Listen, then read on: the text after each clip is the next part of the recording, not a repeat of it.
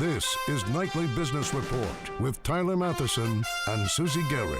Brought to you by TheStreet.com, interactive financial multimedia tools for an ever-changing financial world. Our dividend stock advisor guides and helps generate income during a period of low interest rates. Real Money helps you think through ideas for investing and trading stocks. Action Alerts Plus is a charitable trust portfolio that provides trade-by-trade strategies. Online, mobile, social media. We are TheStreet.com. Teflon strong? Yes, stocks were down today, but the S&P hasn't had a losing month since October. The Dow is up 20% since November, despite some soft economic data. Can anything stick to or crack this market? Worker safety, from Walmart to Nike. What major U.S. retailers are doing when disaster strikes their factory operations overseas. And frequent flyer frustration.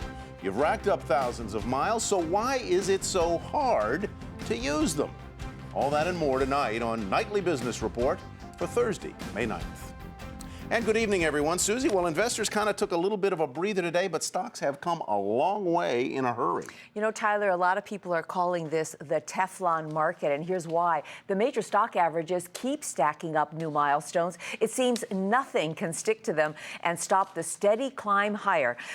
Stocks were down a bit today, as Tyler said, but the Dow still closed above the 15,000 level, and the S&P is still solidly in record territory. The Dow fell 22 points, the Nasdaq slipped by 4, and the S&P lost 6 points. Investors reacted early on to news that first-time jobless claims fell to a 5-year low last week. And the U.S. dollar gained strength, topping 100 Japanese yen for the first time in 4 years, which likely triggered a lot of programmed orders to sell. But investors still seem to be in the mood to buy, and the major stock averages are up double digits this year. And most Wall Street pros are feeling bullish about the outlook. But not our guest tonight. He is predicting a stock sell-off starting by the end of this month. He's Uri Landesman, president of Platinum Partners. Mr. Landesman, welcome to NBR. Glad to have you with us. You think that equities could begin a slide, maybe we started to see a little bit of it today, that could take 15% off the value of the S&P between Memorial Day and Labor Day. If your prediction is true, how can I protect what profits I've made and still leave room for more as a kind of hedge? Well, I think what you need to do is sell out your beta risk, meaning things that are correlated with the market you want to sell, like your long S&P positions, your long ETF positions, and only be long individual equities, sectors, or subsectors where you have particular conviction that they can succeed even in a major correction in the overall market. Uri, I want to hear what your bear case is, because what we hear from so many of the Wall Street money managers and fund managers on our program saying, where else are you going to put your money? Stocks are the place to be. You know, bonds, you get almost no return. You look at some of the international markets, they're not doing as well as the U.S. market. So what do you say to those people? What I say to those people is that at the end of the day, always, all securities will eventually trade at their intrinsic value. And the fact that what else are you going to own, that to me is a very, very bearish sign. If that's the only reason you're buying stocks, you're basically admitting that they're expensive and overvalued, but they're less ugly than the next one. I mean, trust me, when people get scared, they're going to liquidate all of their holdings and take their cash and put it in the mattress or wherever else they want. So they don't have to be in stocks just because they look better than bonds or than foreign stocks. Do you think that stocks measured by the S&P have hit their highs for the year? And if you do, are there certain sectors that you actually believe will hold their value or may go even higher? Are there areas of the market that you like? Yeah, so I think that we're at or near the year high. I always thought it would come in this period of time. It's gone a little past what my target was, which was 1620. But I think that's why I have such conviction that I think it's going to turn around shortly. I do like certain sectors of the energy segment, particularly natural gas. I still think there are opportunities in biotech that aren't going to necessarily trade correlated with the market. There are selected things in technology technology that I think are still very reasonably priced. But you have to be very, very careful in terms of where to go right now. You said that you are a perma bear when it comes to the financials. You don't have any financials in your portfolio. What is your recommendation to people who own some of the, the biggest banks in the country, whether it's JP Morgan or Bank of America or any of the regionals? They should bail out of them? What I'm telling you is what I'm seeing from these banks right now is behavior that is very akin to 2007. And see what's going on in the junk bond market right now.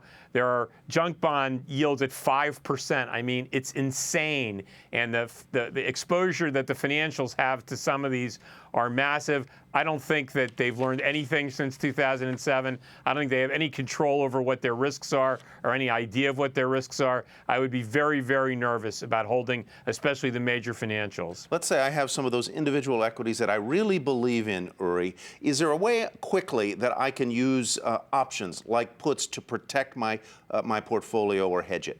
Well, I think that you could essentially go short the S&P either by buying puts or selling calls. It's not the cleanest hedge in the world versus individual names. Something you might want to do is to short the ETF of that sector where you like a name. That would be a cleaner hedge. Interesting. Uri Landesman, thank you very much, President at Platinum Partners. Well, as we've been reporting, it has been a red-hot rally for the blue chip Dow. Since November, it has soared more than 20%. But it might surprise investors to see how some former Dow components have fared in the same period of time. Mary Thompson has more. Both the rejects and replacements recently outperforming the Dow, though the rejects' gains exceed those of the replacements. Here's how they stack up. From its recent low on November 15th, the Dow is up 20.4%. The average return for the 12 stocks pulled from the blue chip average since 1999, 30.2%, while their replacements' average gain is 24.3% since mid-November. The rejects' recent gains belie some long-standing troubles, though, as all are well off their heyday highs. Take Navistar, the truck and engine maker rumored to be close to bankruptcy last year, a newly designed diesel engine sparking a recent run in its stock. Owings, Illinois, the world's largest maker of glass bottles, benefiting from a recent restructuring that's offsetting weak sales in Europe. As for AIG and Citi, they continue to recover from near-death experiences during the financial crisis, and International Paper strength reflects an extreme makeover that's left it focused on producing packaging and printing paper. Not all rejects returning gains during the record run, though. Former blue chippers Sears and U.S. Steel both down since November 15th. As for long-term investors, well, rejecting the rejections may have paid off. Only 2 of the 12, Honeywell and Altria, outperforming the Dow since 1999. For Nightly Business Report, I'm Mary Thompson. Americans spent a bit more money at some big-name stores last month, getting a boost from falling gasoline prices, gains in the labor market, and the rally on Wall Street. Chains like The Gap, Victoria's Secret, Ross Stores, Costco reported overall sales rose 4.7% in April compared with the same month last year. Now, many of those same retailers have their apparel made overseas, where a key concern is worker safety. One of the major focal points right now for safer working conditions is Bangladesh, where multiple tragedies have befallen factory workers. The latest one was just last night. So, how do consumers and companies react when disaster strikes at suppliers overseas? Courtney Reagan has more. Yet another tragedy strikes in Bangladesh's garment industry. 8 people died when fire spread through a Bangladesh clothing factory, adding to the tragic loss of life from a building collapse 2 weeks ago. At least 900 Bangladeshi garment workers perished in that collapse, which is now the deadliest industrial disaster in world history. But it's not the first. In November, a fire in a Bangladesh factory producing clothing for Walmart killed 112 workers. The magnitude is impossible to ignore for many U.S. retailers like Walmart, JCPenney, Gap, Nike, and Target, who have apparel manufactured overseas. Retailers are feeling a new degree of pressure to reassess global sourcing strategies at a time in which many consumers are becoming less tolerant of irresponsible and potentially dangerous manufacturing practices. Ultimately, consumers will turn against big brands and retailers that refuse to take the minimal steps necessary to protect the safety and the lives of the workers in their factories globally, in particular in Bangladesh. But pulling out of Bangladesh is not a truly viable option for either side of the deal. Retailers like Walmart, H&M, and Gap have made substantial investments in factories in the country. While no nation wants workers in unsafe conditions, losing contracts with major retailers is financially devastating.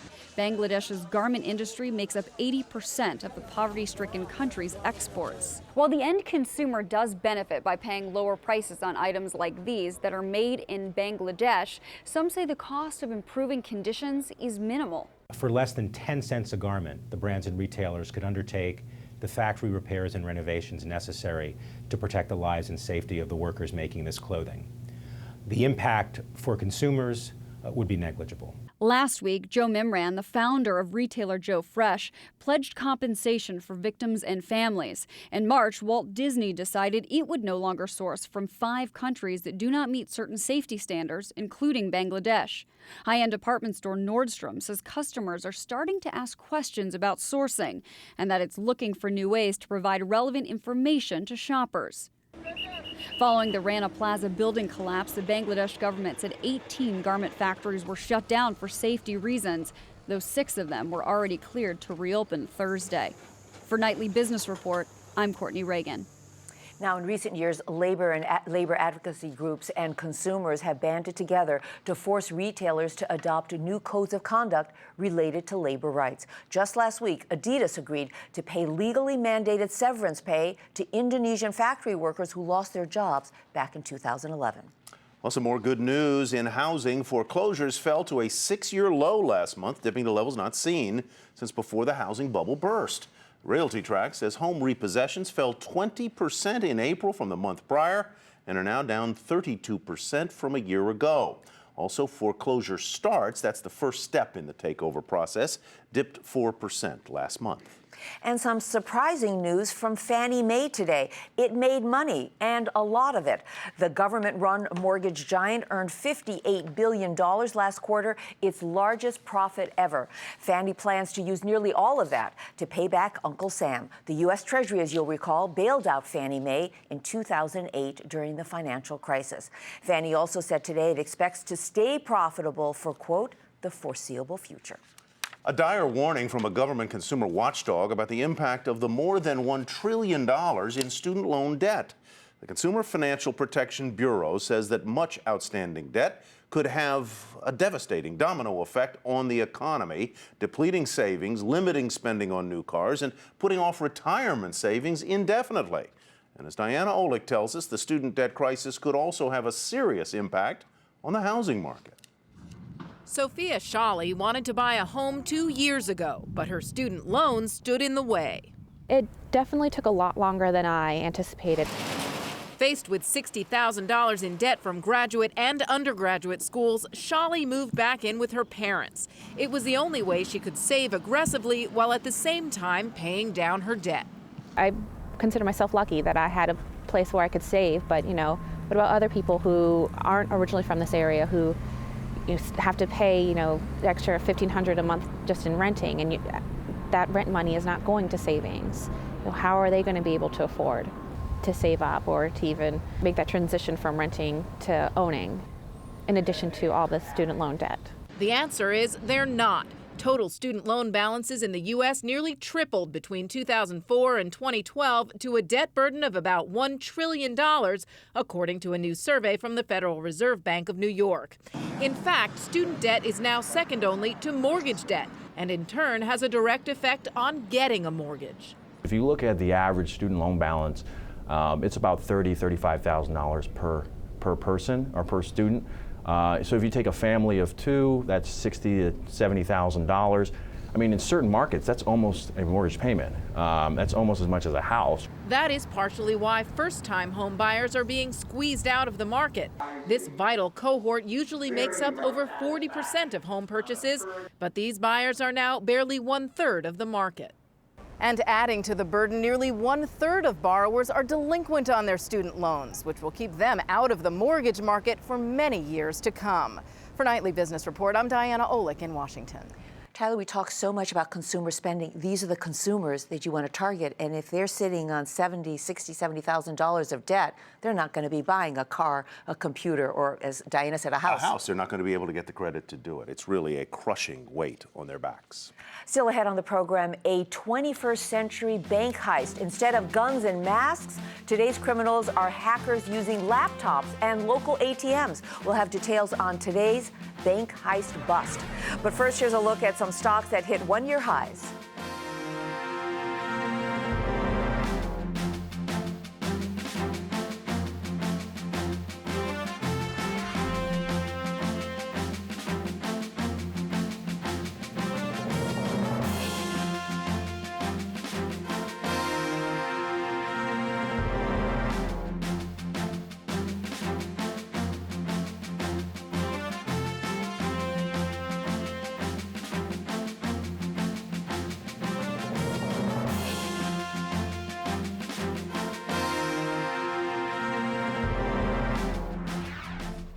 It may be the biggest bank robbery ever, and the thieves didn't even have to enter a branch. Federal prosecutors in New York City today charged a gang of 8 cyber thieves for stealing $45 million in just hours by hacking into a database of prepaid debit cards and emptying ATMs in New York City and later around the world using fake magnetic swipe cards.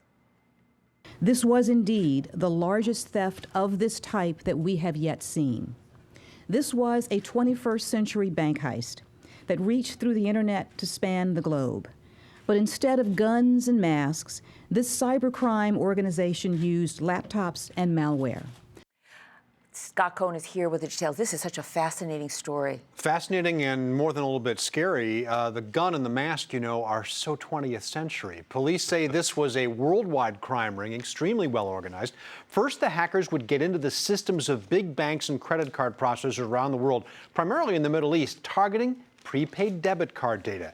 They would raise the balance on the accounts, remove the daily withdrawal limits, change the PIN code, and while they were still in the system, still hacking the computers, they would send the new PIN codes to their street crews who would fan out on cue, withdrawing money from automatic teller machines around the world. In one 10-hour period in New York City, they got $2.8 million. Not bad for a day's work. The total haul that day in February around the world, $45 million. 8 people indicted in New York, as you heard. They are alleged to be the main players in the New York cell of this worldwide operation. 7 of those people are in custody. 1 is believed to have been murdered last month in the Dominican Republic. And this investigation is continuing. It looks like they came down Broadway and 7th Avenue. It looks exactly like they came down the A line, or whatever the line is, the Broadway line, the one line down there. This, you think, or we think, is organized out of the Middle East? Well, the banks that they targeted were in the Middle East, but this was literally around the world. It was they had help from authorities in Japan and Romania and literally everywhere. The main banks that they targeted were Middle Eastern banks, but still not clear where this was based. Well, I mean, you really make a case that this was a very bold move. We've been covering a lot of stories, you have in particular, on hacking. But this one just seems like there's no way you can safeguard yourself. It's way beyond your control. You're very vulnerable. Well, it's the size of it and the way they were so organized. It seems like, from what we were able to read, that the hackers got into these systems the way hackers get into any system, with attachments and emails, people that let down their guard just a little bit, and then they can get in, they can do their deeds. And that's the problem. There's so many people involved, and the issue now is, are there others like this gang or this gang itself that are targeting other financial institutions, maybe for more than just $45 million. Scary. All right, Scott Cohn, thank you very much. Appreciate it. All right, to the market focus now, and we begin with Priceline.com. It reported after the bell. Profits and revenues above estimates for the quarter on improved hotel and car rental bookings. But the online travel company's profit estimates for the current quarter were below what Wall Street expected, and shares had gained a fraction during the main trading session, but then they fell off more than 2% on that earnings guidance. Google's YouTube service unveiled paid subscription channels today, adding a potential new revenue stream and opening another front in the content wars. The first round of content providers on these channels includes Sesame Street, National Geographic, and the Ultimate Fighting Channel, among others.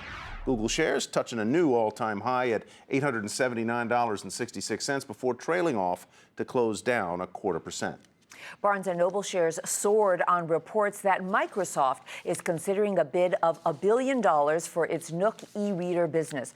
Microsoft already holds a 17% stake in Nook Media. Barnes & Noble and Microsoft declined to comment on the reports. Shares of Barnes & Noble soared 24% to $22, and as you can see there, the stock is up 45% year to date. Solid earnings and revenues from Precision Cast Parts. Now, this is a company that makes airframe elements and other metal castings. It said quarterly profits jumped 23%, and get this, sales grew 25%, helped by an acquisition earlier this year. The stock was the biggest gainer in the S&P 500 today, up more than 7.5% and reaching a new high before closing at $206 and change. Another earnings monster, The Walking Dead, powered AMC Networks to a profit increase of 43%, beating estimates on the top and bottom lines. AMC Networks' original programming has helped lift shares following its spin-off last year, and the stock touched a new high today before falling back to close at $66.41, up 34% for the year thus far. And in healthcare news today, for the first time in at least 55 years, U.S. consumer spending on prescription drugs fell from the prior year. The main reason? Cheaper generics. Last year, patents on some top-selling drugs like Lipitor and Plavix expired, allowing Americans access to less expensive generic alternatives. The firm that released the study, this is the IMS Institute of Healthcare, says we should expect a slower rate of spending on prescription drugs compared to overall healthcare costs over the next few years. Meantime, shares of the biotechnology drug maker Dendrion plunged today, falling 15%. That's after reporting a loss of $72 million last quarter on disappointing sales for its best-known drug. It's the prostate cancer prevention medication, Provenge. And coming up, are the odds stacked against you when you try to book a ticket using your frequent flyer miles?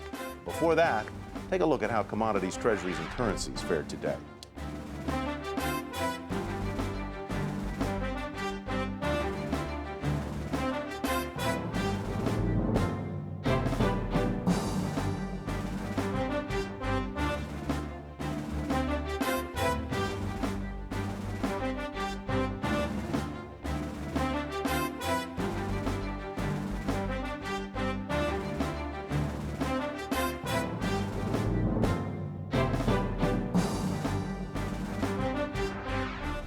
Tesla is all revved up. After 10 years in business, the California-based electric car maker recorded its first ever quarterly profit and says global demand for its cars could exceed 30,000 units a year.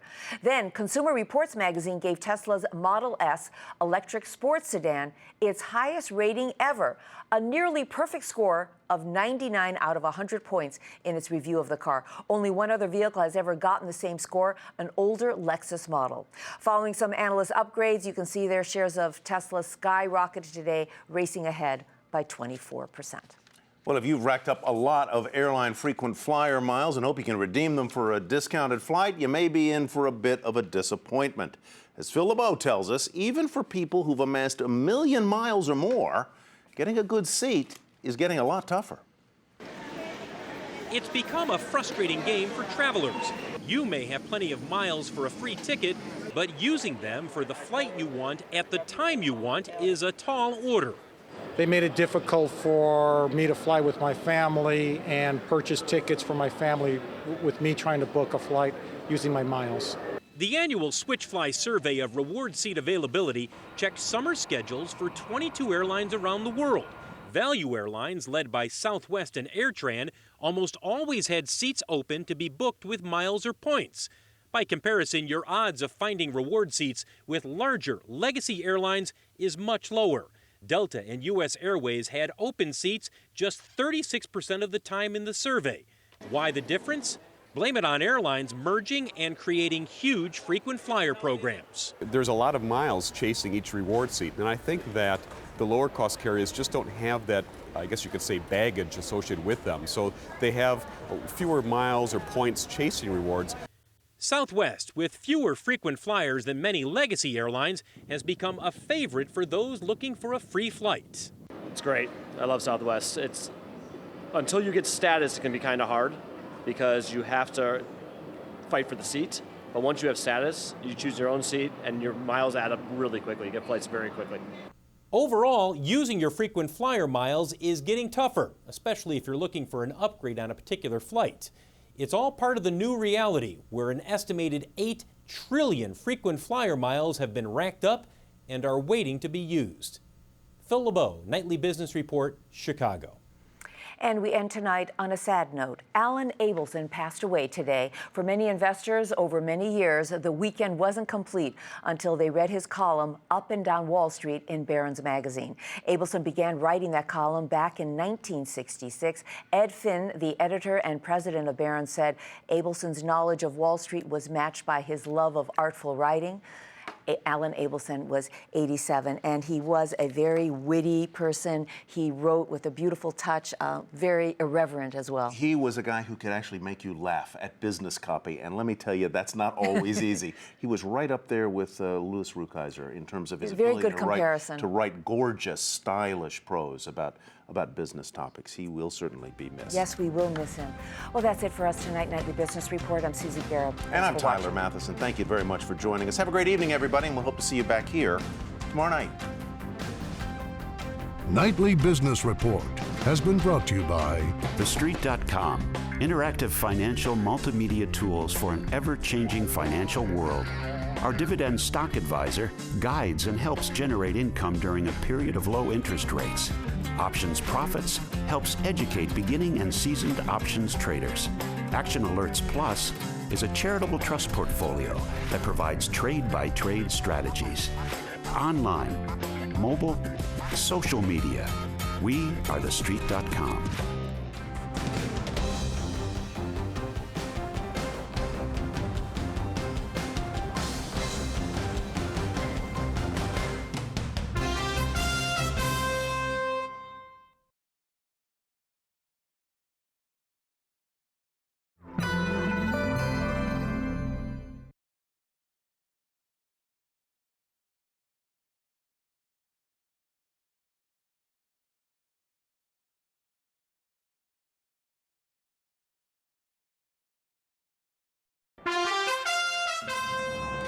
I'm Susie Garrett with a Nightly Business Report news brief. Stocks got an early lift after first-time jobless claims fell to a 5-year low last week, and foreclosures hit a 6-year low in April. But a stronger U.S. dollar sent the Dow 22 points lower. The Nasdaq slipped by 4. The S&P lost 6.